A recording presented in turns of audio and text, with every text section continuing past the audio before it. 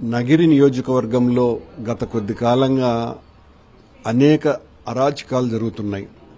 ప్రభుత్వం మాది, అధికారం మా చేతిలో ఉంది అని ఇష్టం వచ్చినట్టుగా రాష్ట్రమంతా బిహేవ్ చేసినట్టుగానే మరింత ఎక్కువగా నగిరి నియోజకవర్గంలో తెలుగుదేశం పార్టీ అరాచకాలు పెట్టరేగిపోతున్నాయి.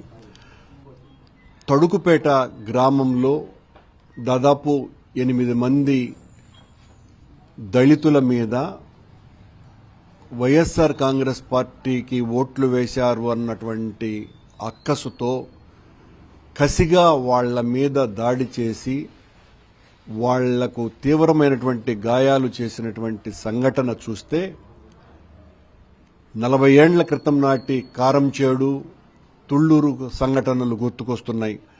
ముఖ్యంగా దళితుల మీదనే ఈ రకమైనటువంటి కోపం ఎందుకు ప్రదర్శిస్తున్నారు? దళితులందరూ కూడా వైఎస్ఆర్ కాంగ్రెస్ పార్టీకి అనుకూలంగా ఉన్నారు. వాళ్లను వైఎస్ఆర్ కాంగ్రెస్ పార్టీలో ఉండకుండా భయభ్రాంతుల్ని చేయటం కోసమని ఇలాంటి చర్యలు పూనుకోవటం అన్నది అత్యంత పాశవికమైనటువంటి చర్య. దళితుల మీద ఈ దుశ్చర్యను వైఎస్ఆర్ కాంగ్రెస్ పార్టీ ఖండిస్తున్నది. అలాగే కాళహస్తి నియోజకవర్గంలో కూడా ఒక గ్రామంలో యానాది కుటుంబాలు వైఎస్ఆర్ కాంగ్రెస్ పార్టీకి అండగా నిలబడ్డాయని 7 నెలలుగా ఎన్నికలైన వెంటనే రిజల్ట్స్ వచ్చిన తర్వాత నుంచి ఇప్పటి వరకు ఆ యానాది కుటుంబాలను ఊర్లోకి కూడా రానివ్వని పరిస్థితి. వాళ్ళు మా దగ్గరికి వచ్చి మొరపెట్టుకోవటం జరిగింది. అంటే మనం భారతదేశంలో ఉన్నామా లేదా ఏదైనా నియంతృత్వం పాలనలో బ్రతుకుతున్నామా అన్నంత ఆశ్చర్యం కలుగుతున్నది. చాలా తీవ్రంగా పరిగణించాల్సినటువంటి అంశం ఇది. మానవ హక్కుల సంఘానికి నివేదించబోతున్నాం తొందరలోనే. ఈ రకమైనటువంటి దుర్మార్గాల్ని అరికట్టాల్సినటువంటి అవసరం ఉన్నది.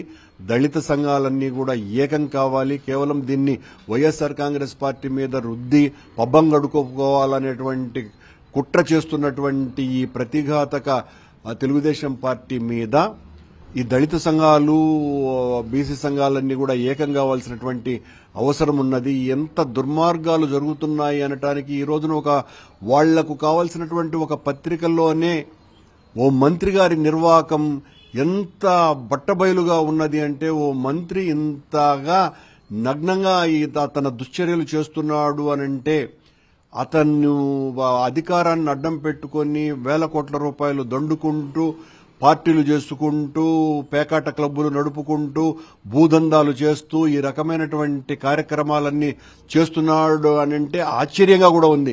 ఆశ్చర్యంగా ఆ వార్త చూస్తే ఆయన ఎవరో కూడా తెలుస్తుంది. ఆయన మా తిరుపతికి ఇన్ఛార్జి మంత్రిగా ఉన్నారంట ప్రస్తుతం.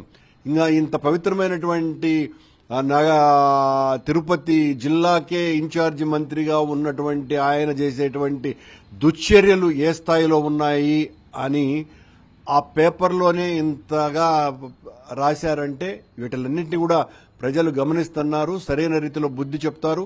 ఈ నగిరి, కాళహస్తిలో జరిగినటువంటి ఈ సంఘటనల మీద మొత్తం దళిత నిమ్న వర్గాలన్నీ కూడా ఏకం కావాల్సినటువంటి అవసరం ఉన్నది. వాళ్ల పక్కన మనం నిలబడతాం. వైఎస్ఆర్ కాంగ్రెస్ పార్టీ ఎళ్లవేళలో వాళ్లకు అండగా ఉంటుంది అని తెలియజేస్తున్నాం.